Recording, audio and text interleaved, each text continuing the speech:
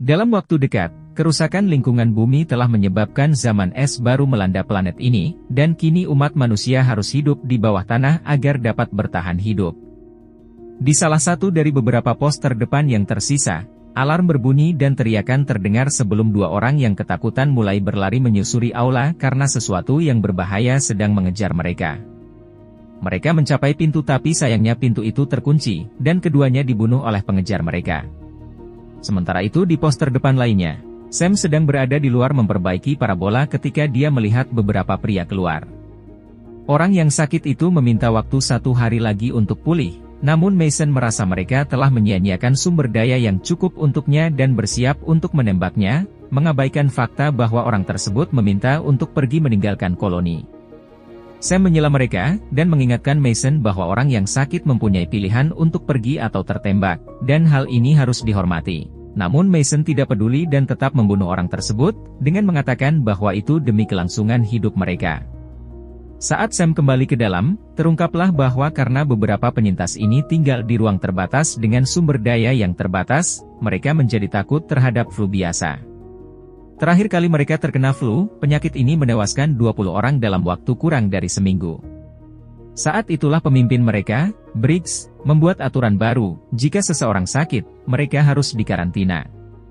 Dan jika kondisinya tidak membaik, mereka harus memilih antara peluru atau meninggalkan koloni. Orang-orang di pos terdepan ini bekerja keras untuk saling menjaga satu sama lain dan terus menanam benih, namun jumlahnya tidak sebanyak ratusan orang pada awalnya karena makanan semakin langka setiap tahunnya. Ada desas-desus tentang surga dengan cuaca hangat, tapi Sam tidak mempercayainya. Sam menemui Briggs untuk memberitahunya tentang Mason yang melanggar peraturan, dan meskipun Briggs tidak senang dengan apa yang dia dengar, ada hal yang lebih mendesak yang harus dia selesaikan terlebih dahulu. Mereka masuk ke ruang komunikasi dan Cooper memberitahu mereka bahwa mereka menerima pesan SOS dari koloni 5, namun mereka tidak menjawab pesan apapun. Briggs mengadakan pertemuan darurat setengah jam lagi sementara Sam menemui Victor, yang bertanggung jawab atas ternak. Sayangnya ia juga mempunyai kabar buruk, kelinci terakhir telah mati, dan dari 12 kelinci yang tersisa, hanya ada 1 kelinci betina yang tidak ingin dikawinkan oleh kelinci lainnya. Sementara itu, Briggs pergi menemui Mason untuk memarahinya atas perbuatannya, namun Mason masih mempertahankan keputusannya, dengan mengatakan bahwa para pejalan kaki akan kembali dan mengambil makanan mereka. Setelah itu, Sam menemui pacarnya, Kai, yang memberinya pelet untuk kelinci sambil membicarakan pekerjaannya. Menurutnya, teknologi modifikasi cuaca yang berfungsi itu ada, dan terkubur di suatu tempat di bawah es, jadi dia akan terus mencari teknologi tersebut dengan radar mereka agar tidak kehilangan harapan. Beberapa saat kemudian, para penyintas berkumpul untuk pertemuan tersebut. Dexter mengingatkan istrinya untuk tidak batuk, dan saat Sam lewat, dia menyadari bahwa mereka tidak sehat dan menyuruh mereka pergi ke kamar masing-masing, namun Dexter mengatakan mereka baik-baik saja. Pada saat itu Briggs masuk dan memberitahu semua orang tentang situasi di koloni 5, mengumumkan bahwa dia akan memimpin tim untuk memeriksa mereka. Mason memprotes dengan mengatakan bahwa mereka tidak boleh menyia-nyiakan sumber daya atau orang di masa-masa sulit ini, namun dia diabaikan. Lalu Briggs meminta Dexter untuk bergabung dengan tim, jadi untuk menyelamatkannya, Sam dengan sukarela menggantikannya, mengatakan Dexter harus tetap berada di turbin. Graydon juga menjadi sukarelawan, mengabaikan protes ayahnya, Victor. Setelah timnya selesai, Briggs meninggalkan Kai sebagai penanggung jawab sampai mereka kembali. Tiba-tiba istri Dexter bersin, dan orang-orang itu menutupi wajah mereka sambil menjauh darinya. Pasangan itu segera dikarantina dan Mason kembali mengeluh, mengatakan mereka harus menguji mereka dan Kai tidak bisa menjadi pemimpin yang kuat. Briggs menegurnya dan menyuruhnya menunggu sampai dia kembali untuk memutuskan apapun tentang pasangan yang sakit itu. Di bawah badai salju, seorang anak laki-laki terus berjalan melawan angin hingga dia terkejut menemukan ibunya tewas di tanah. Pada saat itu Sam terbangun, mengungkapkan bahwa dia telah mengalami mimpi buruk tentang kematian ibunya. Kai menghiburnya, dan mengingatkannya bahwa itu bukan salahnya. Keesokan harinya, tim berangkat menjalankan misi, yang berarti mereka harus banyak berjalan kaki sambil menahan salju dan angin yang membekukan. Setelah melintasi kota yang ditinggalkan, mereka menemukan mesin pengubah cuaca yang sudah tua, namun sayangnya mesin itu tidak berfungsi. Beberapa saat kemudian, mereka mencapai sebuah jembatan dan menyeberanginya dengan hati-hati, yang ternyata lebih sulit daripada yang terlihat, karena kerusakan yang ditimbulkan selama bertahun-tahun.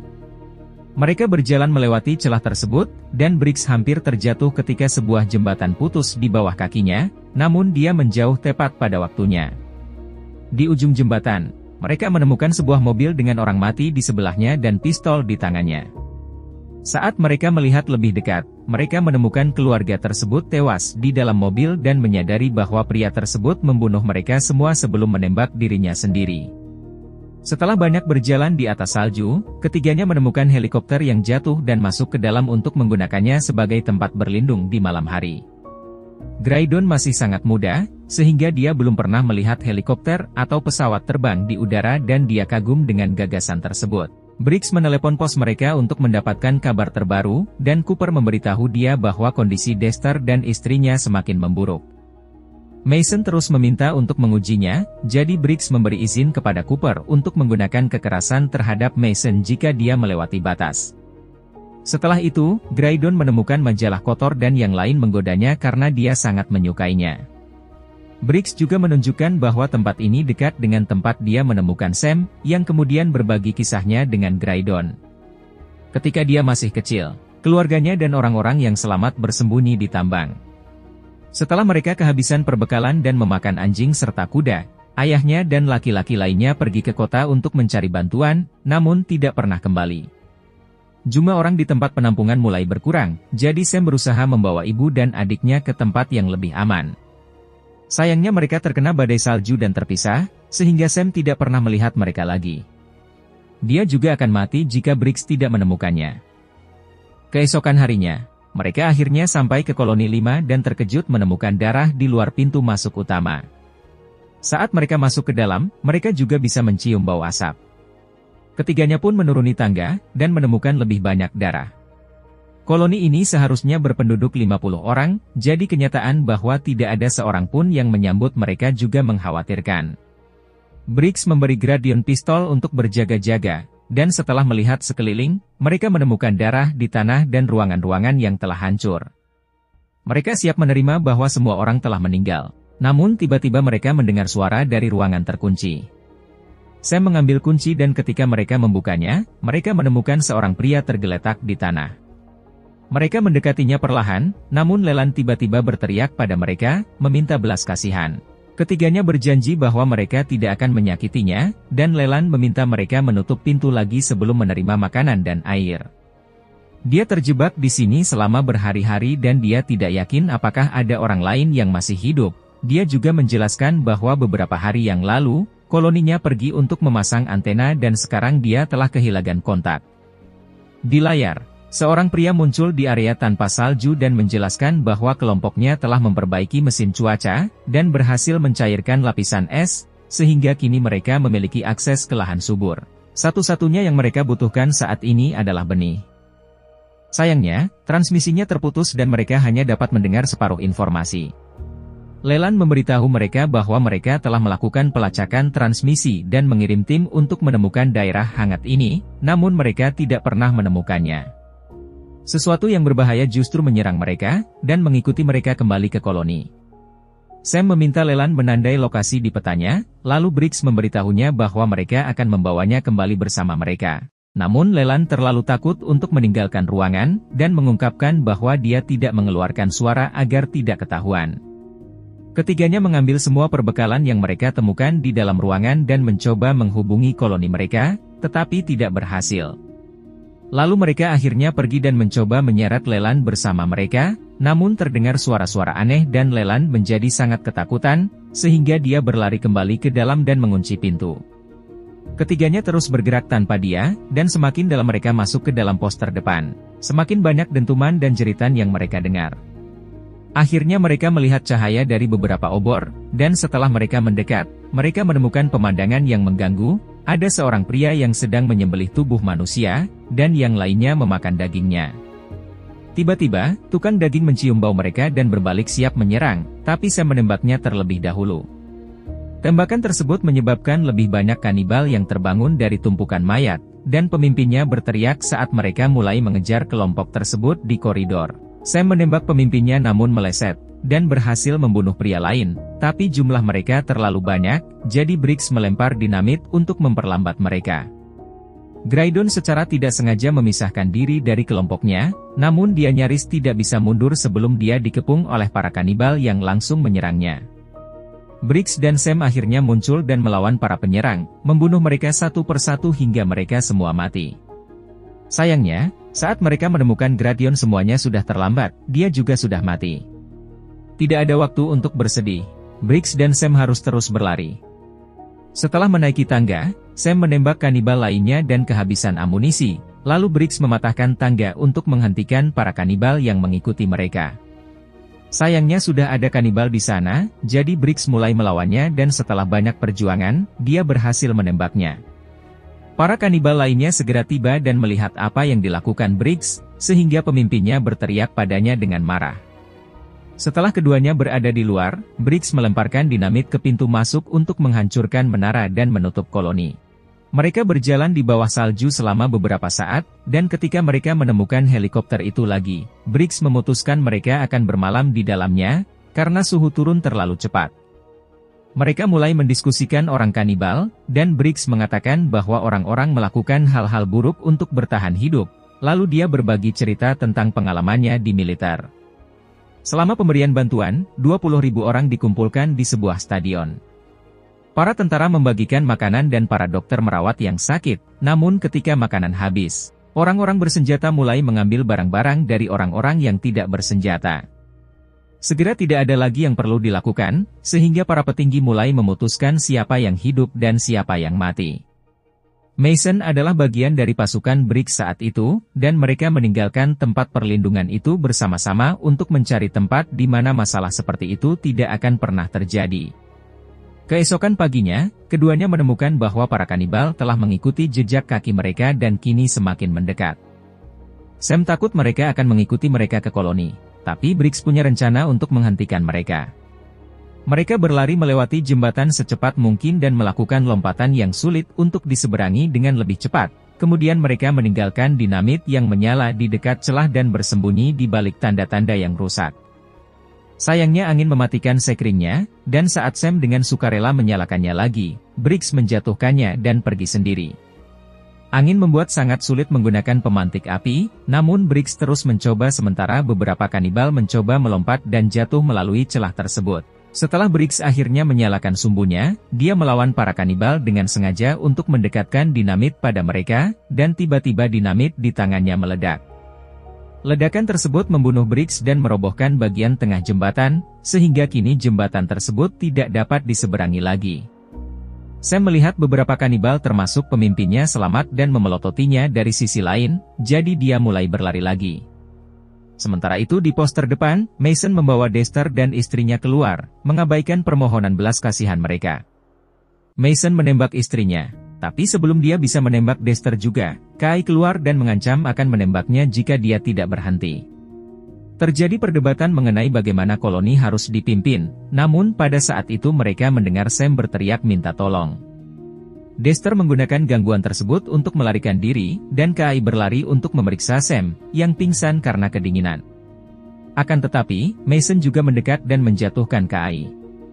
Beberapa jam kemudian, Sam terbangun di dalam pos terdepan dan dia harus memberi Victor kabar buruk tentang putranya. Tiba-tiba Mason masuk dan memborgol Sam ke tempat tidur, mengatakan bahwa telah terjadi perubahan komando dan menggunakan alasan untuk bertahan hidup. Jatah makanan akan dipotong setengahnya, siapapun yang menunjukkan tanda-tanda sakit akan segera menjalani tes, dan siapapun yang menolak bekerja tidak akan makan. Sam memberitahu Mason semua yang terjadi dan bersikeras agar mereka pergi sebelum para kanibal menemukan mereka, sambil menyebutkan tempat hangat yang dia lihat di video. Namun Mason tidak mempercayainya dan meninggalkan ruangan, membawa semua orang bersamanya. Sebelum pergi, seorang anak kecil mengungkapkan bahwa dia telah mencuri kunci borgol dan diam-diam menyerahkannya kepada Sam. Di luar, Mason dan Victor mengawasi kemungkinan penyerangan, namun tidak melihat apapun. Victor menunjukkan bahwa Sam bukan tipe orang yang suka berbohong, jadi mereka harus bersiap untuk bertahan. Mereka memutuskan untuk menggunakan kamera keamanan, namun mereka terganggu ketika anggota yang lain memberitahu mereka bahwa Sam telah melarikan diri. Kembali ke Sam, dia pergi mencari Kai dan menemukannya tertahan di ruangan lain. Setelah melepaskannya dengan cepat, dia menggunakan komputernya untuk mencari lokasi pesan tersebut.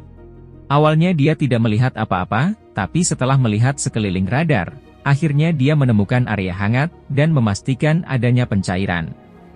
Pasangan tersebut mengambil benih sebanyak yang mereka bisa bawa dalam tas mereka, dan berlari untuk memberitahu yang lain. Namun mereka dicegat oleh Mason dan anak buahnya, yang mengingatkannya siapa yang sekarang memimpin. Tiba-tiba, terdengar suara gedoran keras di luar, sehingga kelompok tersebut berlari untuk memeriksa kamera keamanan. Yang membuat mereka ngeri. Mereka melihat para kanibal menghantam pintu untuk mencoba menjatuhkan menghancurkannya, dan sang pemimpin mengangkat kepala Dexter sebagai ancaman sebelum merusak kamera. Mereka akhirnya mempercayai Sam, dan Mason segera memberi perintah, semua orang yang bisa menembak harus diberi senjata dan orang-orang lainnya harus bersembunyi di lemari besi.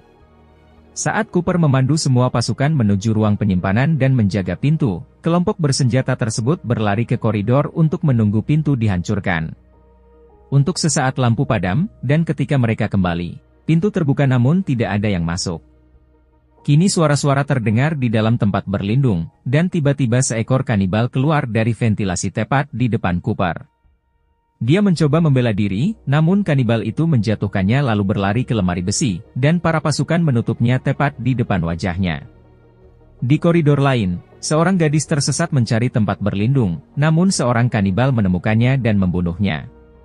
Kelompok bersenjata tersebut menyadari bahwa para kanibal berada di lubang ventilasi, dan mereka sudah mengepung mereka. Perkelahian yang sangat sengit terjadi, dan kedua belah pihak kehilangan pasukan, namun tidak peduli berapa banyak kanibal yang mereka bunuh, jumlah kanibal yang datang akan terus bertambah. Sam dan Kai melarikan diri, tapi Victor lelah berlari dan bertarung melawan pemimpinnya. Dia memberikan perlawanan yang bagus, tapi sayangnya pemimpinnya membunuhnya terlebih dahulu. Sementara itu, Mason yang terluka berlari ke ruang aman tempat beberapa orang yang selamat, yang tidak berhasil masuk ke brankas bersembunyi, menutup pintu sebelum Sam dan Kai juga bisa masuk. Seorang kanibal semakin dekat, jadi seorang pasukan menjatuhkan Mason dan membiarkan pasangan itu masuk, tapi sayangnya kanibal berhasil mengikuti mereka ke dalam ruangan. Kai segera menembaknya hingga jatuh dan mereka berlari untuk mengunci pintu, namun hal itu tidak berlangsung lama, karena para kanibal lainnya datang dan mulai memukulinya. Berpikir cepat, Sam membuka ventilasi dan menyuruh kelompok itu mengikutinya keluar. Mason memprotes, mengatakan bahwa mereka hanya akan membeku dan mereka harus menahan musuh di sini. Yang lain mengabaikannya dan pergi melalui lubang angin, dan Sam berhenti sejenak untuk memberikan pistol kepada Mason sebelum pergi juga. Hanya dalam beberapa detik, para kanibal mendobrak pintu dan mengejar Mason, yang menembakkan tangki gas untuk menciptakan ledakan besar. Semua kanibal dibunuh kecuali pemimpinnya, yang bersembunyi di dalam ventilasi tepat pada waktunya. Tak lama kemudian, sang pemimpin mencapai Sam dan mereka mulai berkelahi di dalam lubang ventilasi, yang pecah akibat bentrokan mereka dan menyebabkan mereka terjatuh ke dalam ruang ternak. Pertarungan berlanjut saat Sam terus melemparkan apapun yang bisa dia ambil ke arah si kanibal, namun pria itu dengan mudah mengalahkannya dan mulai memukulinya. Setelah beberapa pukulan, kanibal tersebut melemparkan Sam ke lantai dan mulai menyeretnya ke sana kemari, sehingga Sam berkesempatan untuk mengambil pisau yang jatuh dan melukai kaki lawannya. Pria itu mencoba membela diri, namun kali ini Sam dapat mengalahkannya dan mulai memukulinya, mengubah bentuk wajahnya dengan ganas, sebelum memenggal kepalanya hingga terpisah. Lalu dia mencoba untuk pergi, namun koridornya sudah terbakar. Di luar, Kai dan para penyintas lainnya keluar dari ventilasi dan menyaksikan rumah mereka terbakar. Pada saat itu Sam juga keluar dari ventilasi dan memberitahu mereka bahwa mereka perlu mencari tempat yang hangat dari pesan tersebut. Kelompok ini mulai berjalan di atas salju, berharap mereka akan segera menemukan rumah baru.